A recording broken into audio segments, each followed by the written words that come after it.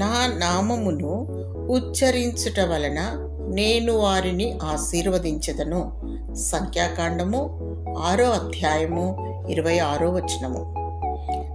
దేవుని ప్రజలైన ఇశ్రాయేలీలతో దేవుడు మాట్లాడుతున్నాడు. నా నామము ఉచ్చరించడం వలన లేదా నా నామమును పలుకుట వలన, నా నామమున ప్రార్థించటం వలన నేను వారిని ఆశీర్వదించదను. నా నామము అనేది చాలా శ్రేష్టమైనది.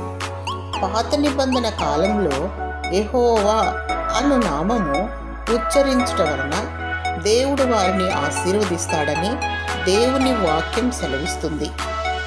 ఆ నామం ఎంతో శ్రేష్టమైనది. నా నామము ఎంతో ఉన్నతమైనది.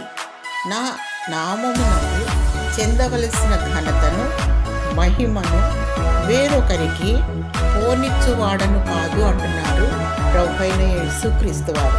నా నామము భూలోకములో అన్నిటికంటే శ్రేష్టమైనది, ఉన్నతమైన నామము. నామము అనగా పేరు. ఆయన నామమును ఉచ్చరించటం వలన మనము దీవించబడతాము. ఆయన నామమును బట్టి ప్రార్థించే వారి గుంపులో నీవు ఉండాలని, నీవు బహుగా ఫలించి ఆశీర్వదించబడాలని నిన్ను మెండైన దీవెనలతో దేవుడు నిన్ను ఆశీర్వదించునుగాక. ఆమేన్.